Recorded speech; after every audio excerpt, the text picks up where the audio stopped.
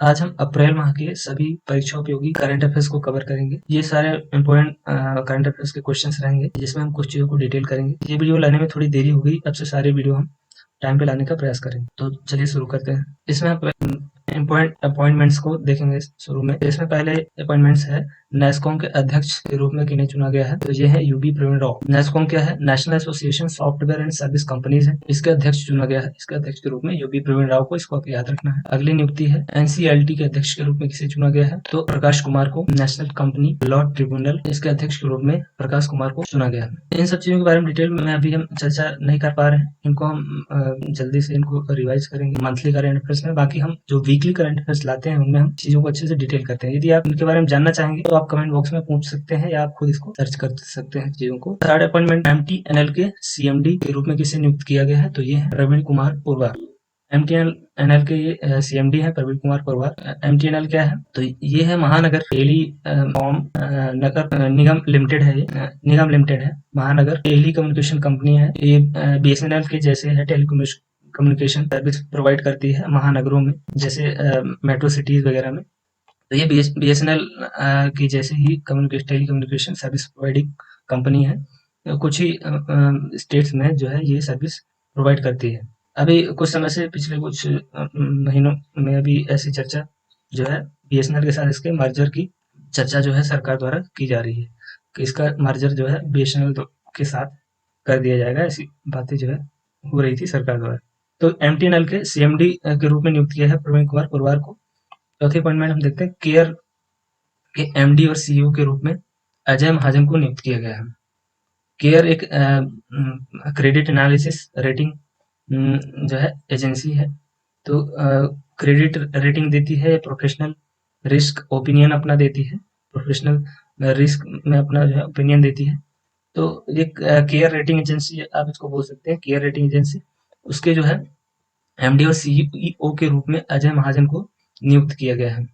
तो इसको आपको ध्यान रखना है। क्रेडिट एनालिसिस रिसर्च, ये जो है रेटिंग एजेंसी है। वर्ल्ड वाइड फंड के एम्बेसडर के रूप में किन्हें नियुक्त किया गया है, एम्बेसडर बनाया गया है विश्वनाथन आनंद को, चेस चैंपियन विश्वनाथन आनंद को। ये वर्ल्ड वाइड फंड जो है एनवायरमेंट के लिए जो है प्रोग्राम चलाती है संस्था। तो एनवायरमेंटल एजुकेशन को प्रोग्राम को जो है में योगदान के लिए इनको जो है एम्बेसडर बनाया गया है। केंद्रीय सतर्कता आयुक्त के रूप में संजय कोठारी को नियुक्त किया गया है, ये आपको याद रखना है। इसके बारे में मैंने डिटेल पिछले वीडियो में, वीकली वाले वीडियो में बताया है, तो आप यहाँ आई बटन पर क्लिक करके या डिस्क्रिप्शन बॉक्स में देख लीजिएगा इसके बारे में। तो संजय कोठारी को नियुक्त किया गया है। साथ ही इसका जो स्ट्रक्चर होता है 1+2 का, इसमें जो विजिलेंस कमिश्नर होते हैं 2, इनके सहयोगी के रूप में सतर्कता आयुक्त, जिसमें शरद कुमार है, दूसरे हैं सुरेश एन पटेल, जिनकी अभी नव नियुक्ति ही हुई है।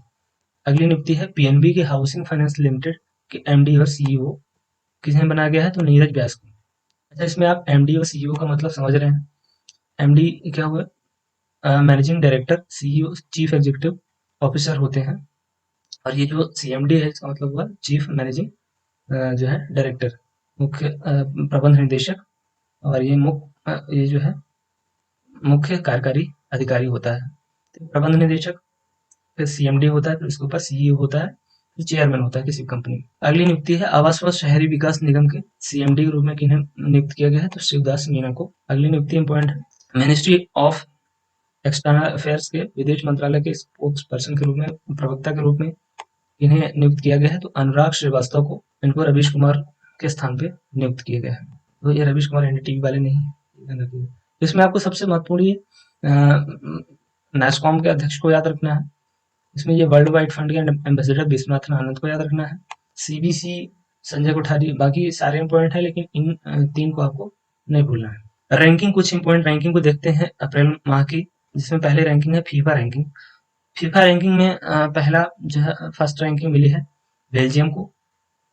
सेकंड रैंकिंग में है फ्रांस। थर्ड रैंकिंग में है ब्राजील। भारत जो है फुटबॉल के मामले में बहुत अभी पीछे है, तो 108वां स्थान है, लेकिन आपको याद रखना है इसको। फीफा के बारे में ये थोड़ा सा बात करें। फीफा आपको पता है फुटबॉल के फेडरेशन इंटरनेशनल फुटबॉल एसोसिएशन का फुल फॉर्म है। इसकी स्थापना 1904 में हुई थी। पेरिस में, आई थिंक 23 मार्च 1904 पेरिस में हुई थी, बट इसका हेडक्वार्टर जो है मुख्यालय ज्यूरिख स्विट्जरलैंड में। ITTF रैंकिंग में पुरुष वर्ग में पहला स्थान, इनका नाम थोड़ा खतरनाक है, ये चीन के हैं फैन झेंडोंग, आप अपने हिसाब से पढ़ लीजिएगा। भारत के इसमें है पुरुष वर्ग में भारत के अचंता शरद कमल, जो 31 मतलब 31वें स्थान पर आए हैं इस रैंकिंग में। ITTF क्या है? International table tennis federation. इस रैंकिंग में पुरुष वर्ग में ये चीन के हैं फैंग झेंडोंग, और अचंता शरद कमल जो है 31वें स्थान पे भारत के हैं। महिला वर्ग में यदि बात किया जाए तो चैन मैंग, ये भी चीन की हैं महिला, और भारत की मनिका बत्रा जो 63वें स्थान पे रैंकिंग आई है ITTF में। तीसरी इंपॉर्टेंट रैंकिंग है, इसको आपको याद रखना है, टाइम्स हायर एजुकेशन की रैंकिंग है। इम्पैक्ट रैंकिंग की ये दूसरा संस्करण की रैंकिंग है। ये टाइम्स हायर एजुकेशन हमेशा जो है ये यूनिवर्सिटी की रैंकिंग जो है जारी करती है। अभी फरवरी में एक रैंकिंग इसकी आई थी। तो यहाँ पे ये वाली जो रैंकिंग है इसमें फर्स्ट जो इम्पैक्ट रैंकिंग है, ध्यान दीजिएगा। तो फर्स्ट जो है यूनिवर्सिटी को रैंक मिला है, न्यूजीलैंड के यूनिवर्सिटी है, यूनिवर्सिटी ऑफ ऑकलैंड। भारत में IIT कानपुर को मिला है इसमें स्थान 57वां। तो इसके पहले मैंने बताया कि फरवरी में भी इसकी एक इम्पोर्टेंट रैंकिंग आई थी, वो भी जरूरी है आपको याद रखना है। तो टाइम्स हायर एजुकेशन की इमर्जिंग इकोनॉमीज वाले जो कंट्री होती हैं उनमें 47 इमर्जिंग इकोनॉमीज मतलब उभरती अर्थव्यवस्था के वाले देशों की यूनिवर्सिटी का जो है सर्वे किया गया था, उसकी रैंकिंग इसने निकाला था, जिसमें 533 यूनिवर्सिटीज में अपने जो भारत की यूनिवर्सिटी 26 भारतीय संस्थान को शामिल किया गया था इसमें।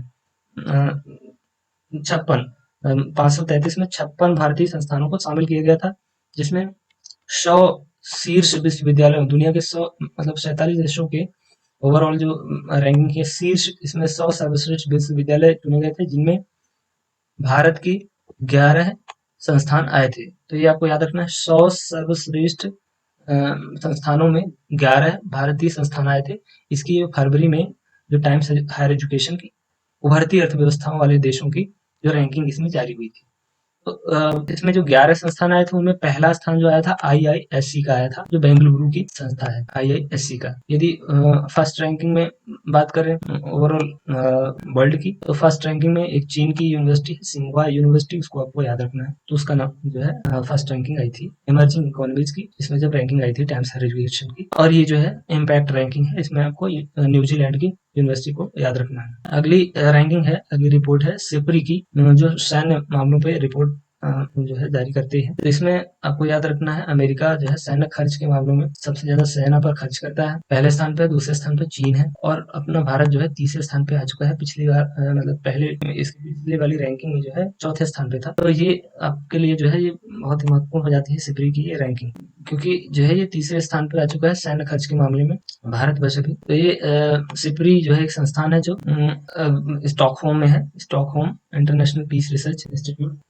जो है फुल फॉर्म है, जो सैन्य खर्च पर जो है सैन्य रिपोर्ट जारी करती है। इसमें सैन्य आयुध शस्त्र वगैरह कौन सा देश कितना आयात करता है, निर्यात करता है, और प्रोडक्शन वगैरह आर्म्ड जो शस्त्र वगैरह होते हैं, कौन सा देश कितना निर्माण करता है, उस हिसाब से उसमें जो है कंट्रोल्ड इसका रहता है। मतलब ये शांति बनाए रखने के लिए ये जो है कंट्रोल करती है सभी देशों पर, और ये सैन्य खर्च की रिपोर्ट जारी करती है। इसमें अगली रैंकिंग के बारे में बात करें, वर्ल्ड प्रेस फ्रीडम इंडेक्स, विश्व प्रेस स्वतंत्रता सूचकांक में पहला स्थान नॉर्वे का आया है।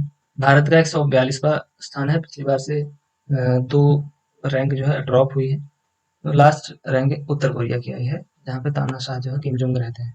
तो यहाँ पे तो वैसे भी जो है प्रेस को फ्रीडम नहीं है, पर भारत की जो रैंक जो है ड्रॉप हो रही है, ये भी चिंता का विषय है। इसमें फर्स्ट रैंक नॉर्वे की पिछली बार थी, इस बार भी है।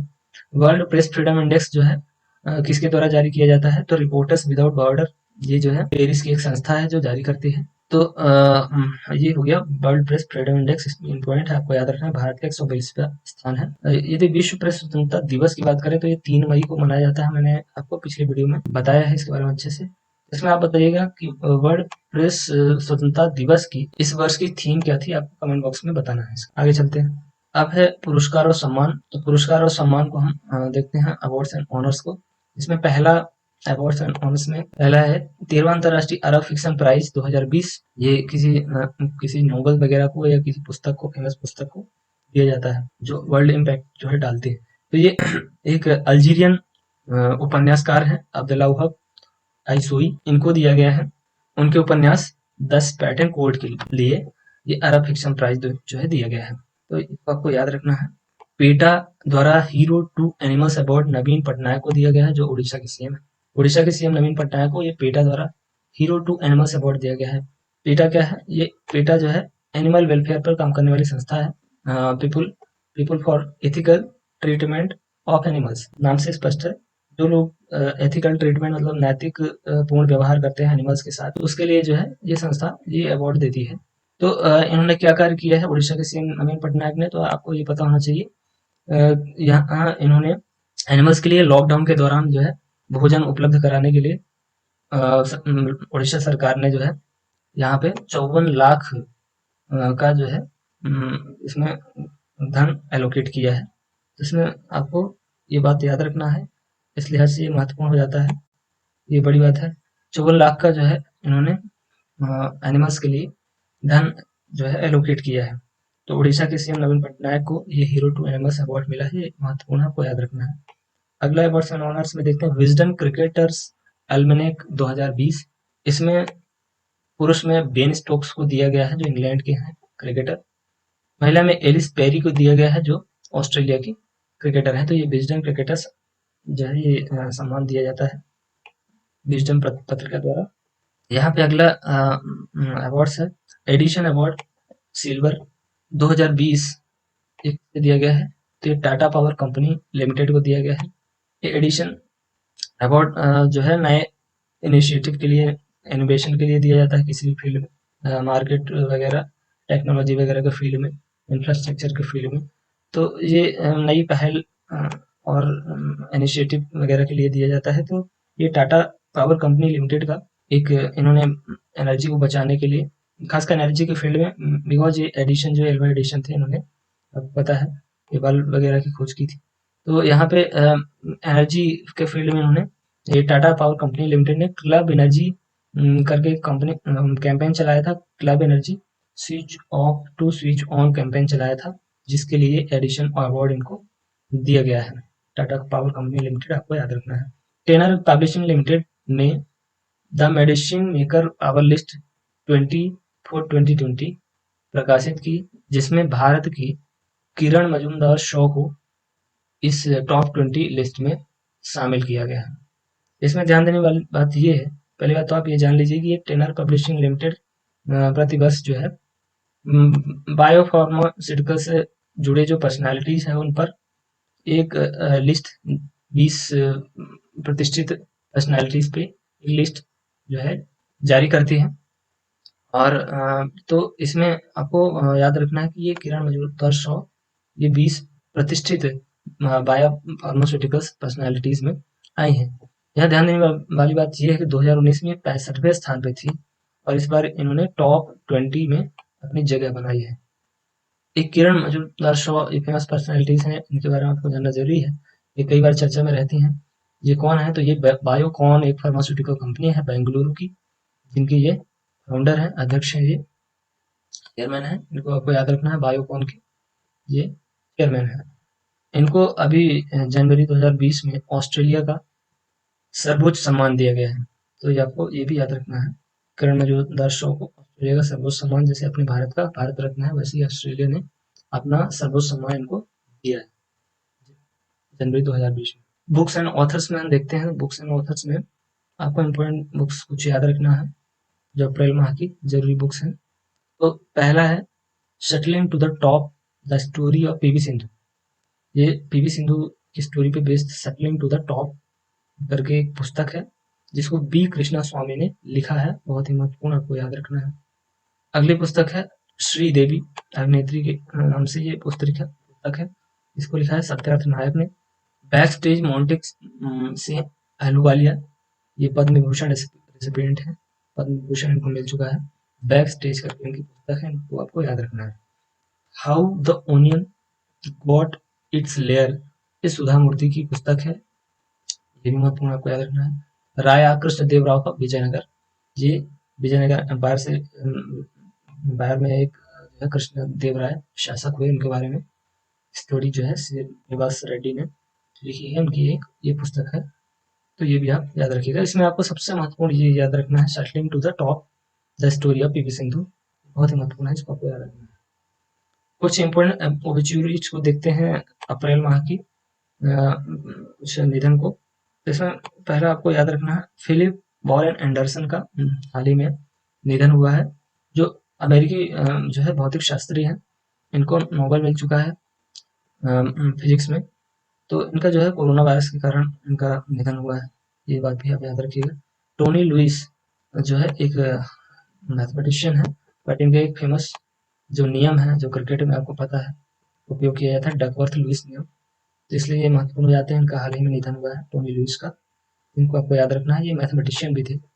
बाकी ये तो आप लोग जानते हैं कि ये डकवर्थ लुइस नियम इन्होंने दिया था। इरफान खान का हाल ही में निधन हुआ है, आपको पता है, जो फेमस बॉलीवुड एक्टर है। ये बात आपको याद रखना है कि इनको 2011 में पद्मश्री मिल चुका है, कई सारी उपलब्धियां हैं, पद्मश्री आपको 2011 में मिल चुका है, इनको याद रखना है। गीता राम जी, इनको आपको याद रखना है, ये वायरोलॉजिस्ट हैं, भारतीय मूल की, युगांडा वगैरह में ये उस समय थी जब इनका निधन हुआ है, तो इनका भी, ये वायरोलॉजिस्ट थी, इनका भी कोरोना वायरस के कारण जो है निधन हुआ है, तो इनको आपको याद रखना है। गीताराम जी भारतीय मूल की वायरोलॉजिस्ट हैं, युगांडा में कार्यरत थी उस टाइम पे, इनका जब निधन हुआ। परवाई मुनियम्मा तमिल अभिनेत्री या लोक गायिका है, ये भी फेमस पर्सनालिटीज हैं, परवाई मुनियम्मा, इनका हाल ही में निधन हुआ है। केन शिमुरा, इनके क्षेत्र को पूछा जाता है कि ये किस क्षेत्र से संबंधित है, तो इन क्षेत्रों को आपको याद रखना है। केन शिमुरा जो है जापानी हास्य अभिनेता है, जापानी कॉमेडियन थे केन शिमुरा, इनका भी कोरोना वायरस के कारण जो है हाल ही में निधन हुआ है। तो यहाँ पे पूरी ऑब्जर्वेशन में 3 व्यक्तियों का कोरोना वायरस के कारण हाल ही में निधन हुआ है। माइकल रॉबिन्सन जो फुटबॉल लीग लिवरपूल के पूर्व खिलाड़ी रह चुके हैं, इनका हाल ही में निधन हुआ है, इनको आपको याद रखना है।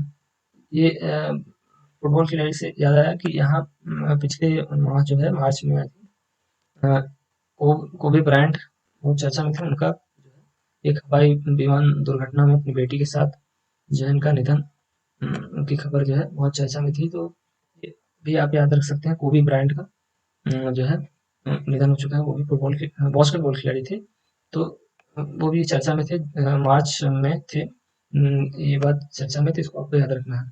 बाकी मार्च मंथ का जो है करंट अफेयर्स जल्दी से लाने का प्रयास करूंगा, तो बाकी आपको ये चीजें याद रखना है। Chandan Singh Rathore retired air vice marshal है, महावीर चक्र इनको मिल चुका है, इनका हाल ही में निधन हुआ है। महावीर चक्र दूसरा सर्वश्रेष्ठ सेना का पुरस्कार है, उसके पहला जो है सम्मानित परमवीर चक्र होता है। तो चंदन सिंह राठौर जो है रिटायर्ड एयर वाइस मार्शल है, ये आपको याद रखना है, ये महावीर चक्र प्राप्त करता है, इनका हाल ही में निधन हुआ है। तो इसमें सबसे महत्वपूर्ण यदि मैं बात करूँ तो फिलिप वॉरेन एंडरसन आपको याद रखना है, टोनी लुइस याद रखना है, गीता राम जी को याद रखना है, इरफान खान को याद रखना है, तो ये 4 बहुत ही ज़्यादा महत्वपूर्ण है, इनको आपको याद रखना है। बाकी ये सारे महत्वपूर्ण ही है, याद रखेंगे तो अच्छी बात है। अब हम कुछ क्विक रिवीजन करेंगे कुछ डिटेल्स चीज़ों के साथ में। मैंने जो है बिंदुवार चीज़ों को लिया है, शुरुआत में गवर्नमेंट के इनिशिएटिव से रिलेटेड चीज़ें हैं, फिर कई सारे नेशनल न्यूज़ है, इंटरनेशनल न्यूज़ हैं जो हमारी परीक्षा उपयोगी महत्वपूर्ण है, फिर मैंने कुछ ऑर्गेनाइजेशन से रिलेटेड जो है न्यूज़ जो अप्रैल माह की थी और जो परीक्षा उपयोगी महत्वपूर्ण है उनको लिया है। तो इसमें पहला बिंदु हमने लिया है, ये जम्मू कश्मीर से, ये रजनीश ओसवाल जी, ये जो है हाई कोर्ट के, जम्मू कश्मीर हाई कोर्ट के जज नियुक्त हुए हैं, तो यहाँ पे भारतीय संविधान के तहत शपथ लेने वाले पहले जज बने हैं, ये बात आपको ध्यान रखना है, पहले जज बने हैं भारतीय संविधान के तहत, मतलब इसके पहले जो है आपको पता है कि ये जो है यहाँ पे स्टेट वहाँ का कॉन्स्टिट्यूशन चलता था, तो स्टेट कॉन्स्टिट्यूशन के तहत इसके पहले जज बन चुके हैं, लेकिन भारतीय संविधान के तहत जो भारतीय संविधान वहाँ पे लागू हुआ है, जब से ये वहाँ की टेरिटरी बनी है, तो एक पहले जज नियुक्त हुए हैं रजनीश ओसवाल, आपको हमेशा के लिए याद रखना है, ये बात जो है स्टैटिक हो चुकी है अब। ये पहले जो है जज नियुक्त हुए हैं भारतीय संविधान के तहत जम्मू कश्मीर हाई कोर्ट की। इनको गीता मित्तल ने शपथ दिलाई है, ये बात भी आपको याद रखना है। इसमें कुछ और बात करें यदि इसके अतिरिक्त, तो अभी हाल ही में जम्मू कश्मीर के नए डोमिसाइल नियम भी जो है आए हुए हैं, मतलब निवास अधिवासी वहाँ के निवासी कौन है उसके लिए फिर से नियम जो है नए नियम जारी हुए हैं, डोमिसाइल नियम जारी हुए हैं डोमिसाइल सर्टिफिकेट वगैरह के लिए। तो इसमें आपको इन शॉर्ट में बता दूं कि यहाँ पे 15 साल से जो भी वहाँ का निवासी है जो रह रहा है, तो वो जम्मू कश्मीर का मूल निवासी आदिवासी कहलाएगा। और यदि वह 7 साल से स्टडी कर रहा है, मतलब 10th या 12th की एग्जामिनेशन में बैठा हुआ है, तो वो जो है वहाँ का आदिवासी अर्थात डोमिसाइल सर्टिफिकेट लेने के लिए वो योग्य है, वहाँ का निवासी कहलाएगा। तो ये नए नियम जो है इसके जारी हुए हैं अभी हाल ही में। अगले बिंदु के बारे में चर्चा करें तो ये जिम कॉर्बेट नेशनल पार्क के बारे में। तो जिम कॉर्बेट नेशनल पार्क में जानवरों को क्वारंटाइन करने के लिए अलगाव वार्ड बनाया गया है। तो ये आपको जो है ये पहली बार ये न्यूज ऐसी चर्चा में आई थी। तो ये वो है, बाद में ये सभी को पता चला था कि जानवरों में भी ये कोरोना वायरस जो है फैल सकता है। यहाँ पे जिम कॉर्बेट नेशनल पार्क में इसीलिए उनके लिए अलग से आइसोलेशन वार्ड बना दिए गए। तो ये बात आपको याद रखना है, ये न्यूज जो है चर्चा में थी ज़्यादा। यदि जिम कॉर्बेट नेशनल पार्क के बारे में चर्चा करें तो ये सबसे पुराना पहला 1936 में बनाया गया ये पार्क है। ये उत्तराखंड में है। तो इसको आपको याद रखना है, पहले इसको हैली नेशनल पार्क कहते थे। तो इतनी बातें आपको इसमें याद रखना है। उत्तर प्रदेश भू टैगिंग सामुदायिक रसोई वाला पहला राज्य बना है। तो ये भू टैगिंग सामुदायिक रसोई ये क्या है, इसको थोड़ा सा समझते हैं, बात समझ में आएगी। यहाँ पे भू टैगिंग मतलब किसी एक प्लेस को जो है पर्टिकुलर स्पेसिफिक जो है स्थान देना ऑन गूगल मैप। तो ये गूगल मैप के साथ में मिलकर उत्तर प्रदेश सरकार ने ये जो है इनिशिएटिव किसके लिए चालू किया है, ये राहत पहुंचाने के लिए कोरोना के सभी मतलब जो भी प्रवासी मजदूर हैं, जो भी लोग हैं वहाँ के, उन सभी को ये जो है राहत योजना अपने स्तर पर सभी जो राज्य सरकारें चालू कर रही हैं उनमें से ये इनकी पहल है। तो ये जो है सामुदायिक रसोई मतलब कम्युनिटी किचन, जहाँ पे बहुत सारे लोगों के लिए एक साथ खाना बनता है। वो कहाँ कहाँ पे है, लोगों को कैसे पता चलेगा, तो इसके लिए बाकायदा गूगल के में जो है लोग सर्च करके उस पर्टिकुलर स्थान को जो है ट्रेस कर सकते हैं। तो ऐसा जो है कम्युनिटी किचन को जियो टैगिंग देने वाला उत्तर प्रदेश पहला राज्य बना है। तो ये आपको याद रखना है। और कुछ इसके अतिरिक्त यदि बात करें तो वर्चुअल अदालतों के जरिए सुनवाई करने वाला भी, क्योंकि इस टाइम पे कोरोना वायरस के कारण सारी चीजें वर्चुअली ही हो रही हैं, तो वर्चुअल अदालतों के जरिए सुनवाई करने वाला भी ये पहला राज्य बना है। प्लाज्मा थेरेपी के जरिए उसके वैक्सीन वगैरह के लिए सभी जगह जो है अनुसंधान चल रहे हैं। इसमें प्लाज्मा थेरेपी कॉन्सेप्ट आया है इसमें, तो प्लाज्मा थेरेपी से इलाज करने वाला भी ये पहला राज्य बना है, जिसका इसमें जो है अस्पताल का नाम है किंग जॉर्ज अस्पताल है। उसने जो है प्लाज्मा थेरेपी से इसका इलाज शुरू किया है। नेक्स्ट बिंदु पे चर्चा है, दिल्ली ने कोविड-19 से बचने के लिए जो है 5T प्लान और ऑपरेशन शील्ड शुरू की है। तो इसमें आपको ये फुल फॉर्म पूछे जा सकते हैं। ये 5T प्लान क्या है, तो आप यहाँ देख सकते हैं ये 5 टी है, testing, tracing, treatment, team work, tracking. तो ये आपको याद रखना है, ये 5 ये टी है। तो ये 5T प्लान है इनका, दिल्ली सरकार ने जो है शुरू किया था अभी हाल ही में, तो इसको आपको याद रखना है। और ऑपरेशन शील्ड, शील्ड का भी फुल फॉर्म है, तो ये भी महत्वपूर्ण है, इसको आपको याद रखना है। Sealing, H for home quarantine, I for isolation, E for essential supply, L for local sanitisation, D for door to door health check. तो ये फुल फॉर्म भी आपके लिए महत्वपूर्ण है, इसको याद रखना है। ये सारे बिंदु मैंने महत्वपूर्ण ही लिए हैं, इसमें आप कई सारी चीज़ों को ज़्यादा से ज़्यादा सीखेंगे, इनको आपको ध्यान रखिएगा। मध्य प्रदेश ने शिवराज सिंह जी के नेतृत्व में रेडियो स्कूल शुरू किया है। तो ये अभी हाल ही में राज्य शिक्षा केंद्र और ऑल इंडिया रेडियो के सहयोग से ये पहल शुरू की गई है। और भी कई राज्यों ने ये पहल शुरू की है और ये बच्चों को जो है ऑनलाइन शिक्षा देने के लिए केंद्र सरकार भी योजनाएं और ये कई सारे पहल जो है शुरू कर रही है। साथ ही साथ उसमें सभी क्लासेस सभी बच्चों के लिए नए चैनल भी बनाए जा रहे हैं केंद्र सरकार के द्वारा ये पहल लाई जा रही है। इसके बारे में डिटेल में हम चर्चा करेंगे आगे जो है वीकली करंट अफेयर्स में। इसमें आपको मध्य प्रदेश से रिलेटेड कुछ और भी योजनाओं को याद रखना है। पहली बात तो ये रेडियो स्कूल शुरू किया है। दूसरी एक योजना है जीवन अमृत योजना, मतलब चूर्ण टाइप का लोगों को बांटा जा रहा है इम्यूनिटी जो है बढ़ाने के लिए। तो ये अपने अपने राज्यों में जो है इसे क्योर होने के लिए कोरोना से जो है अलग अलग पहल जो है की जा रही है। तो जीवन शक्ति योजना एक अलग अगली है। इसमें महिलाओं को जो है मास्क बनाने के लिए यहाँ पे मास्क बना के ये सरकार को जो है बेच सकती है, उससे जो है मुनाफा वगैरह कमा सकती है और ये एक अच्छी पहल है महिलाओं के द्वारा की गई। तानसेन समारोह आपको पता है होता है यहाँ पे, अभी हुआ है मतलब लॉकडाउन के दौरान भी यहाँ पे मिर्च महोत्सव भी होता है। तो ये कुछ बातें आपको इतनी मध्य प्रदेश से रिलेटेड याद रखना है। अभी हाल ही की अप्रैल माह की घटना है। गुजरात ने सुजलाम सुफलाम जल संचय अभियान शुरू किया है हाल ही में। तो ये सुजलाम सुफलाम जल संचय अभियान जो है वाटर कंजर्वेशन से रिलेटेड अभियान है।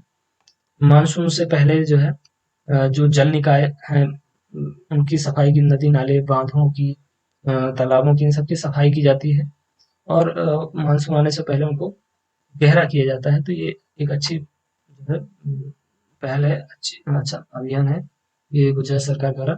आपको पता है विजय रूपाणी जी की सरकार है और ये तीसरी बार जो है गवर्नमेंट इनकी चुन के आई है।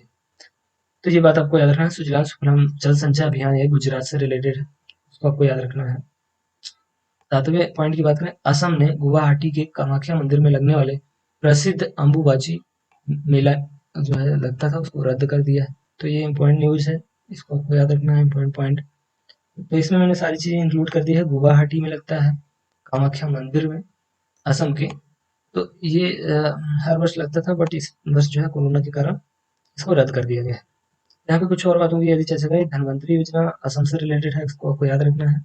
इसमें दवाओं को होम डिलीवरी के लिए राज्य ने ये धनवंतरी योजना चालू की है। प्रज्ञा रेडियो प्रोग्राम उसी तरह है, रेडियो स्कूल जैसा ही बच्चों के लिए। ये प्रज्ञा रेडियो प्रोग्राम जो है, प्रज्ञा से एक और भी बात मुझे याद आई, झारखंड ने प्रज्ञान जो है ऐप लाया है। तो ये बात भी आपको कंफ्यूज कर सकती है यदि आप नहीं सुनेंगे, तो बात भी आप याद रख सकते हैं। यहाँ प्रज्ञा है, वहाँ प्रज्ञान है। मणिपुर ने एंग्लो मणिपुर युद्ध में शहीद हुए जवानों को श्रद्धांजलि देने के लिए खोंजोम दिवस मनाया। ये खोंजोम दिवस जो है मणिपुर क्यों मनाता है, तो एंग्लो मणिपुर वॉर हुआ था ये 23 अप्रैल 1891 को। उसमें कई सारे मणिपुर के जो वीर सेनानी थे वो शहीद हुए थे। इसमें प्रमुख नेतृत्व जो है पावना ब्रजवासी करके वीर सेनानी थे, संभाल रहे थे। तो उनके साथ कई और सेनाओं की जो है वीर सेनानियों की वहाँ पे शहीद हो गए थे। जिसके बाद हर वर्ष जो है इनकी याद में इनको श्रद्धांजलि देने के लिए खोंगजोम दिवस मनाया जाता है। तो इस दिवस का नाम आपको याद रखना है, मणिपुर का है, एंग्लो मणिपुर वॉर में शहीद हुए श्रद्धांजलि जवानों को श्रद्धांजलि देने के लिए। आपको इसमें याद रखना है कि ये 23 अप्रैल को जो है मनाया जाता है खोंगजोम दिवस, क्योंकि ये 23 अप्रैल 1891 में ये वॉर हुआ था, एंग्लो मणिपुर वॉर। इसके बारे में ज्यादा डिटेल अभी नहीं बता पाएंगे, इसमें आप इतनी बातें याद रखें। अगला है, ओडिशा ने अपने अलग राज्य के रूप में स्थापना दिवस को, मतलब इसमें जो ओडिशा अलग राज्य के रूप में डिक्लेयर हुआ था, सेपरेट हुआ था प्रोविंस के रूप में, राज्य के रूप में। तो वो अपना स्थापना दिवस जो है उत्कल दिवस के रूप में मनाता है। तो ये 1 अप्रैल को मनाया जाता है। आपको याद रखना है कि उड़ीसा का उत्कल दिवस, पहली बात तो उत्कल दिवस उड़ीसा के स्थापना दिवस, उड़ीसा का जो सेपरेट राज्य डिक्लेयर हुआ था उसको जो है उत्कल दिवस के रूप में उड़ीसा मनाता है 1 अप्रैल को। वैसे हम लास्ट में अप्रैल माह के इम्पोर्टेंट जो भी डेज हैं और थीम्स हैं उनके बारे में चर्चा करेंगे, और यहाँ पे जो चीज़ें न्यूज से रिलेटेड हैं उनको हम बिंदुवार कवर कर रहे हैं। तो इसको मैं अभी यहाँ पे ज़्यादा लंबा नहीं करना चाह रहा हूँ वीडियो को। बाकी और भी सारे न्यूज़ हैं और भी सारे इम्पोर्टेंट पॉइंट्स हैं जो हमारे परीक्षा की दृष्टि से महत्वपूर्ण है, इनके बारे में हम अगले पार्ट में डिस्कस करेंगे। तो इसको आपको अभी यहीं पे हम रोकते हैं चीज़ों को।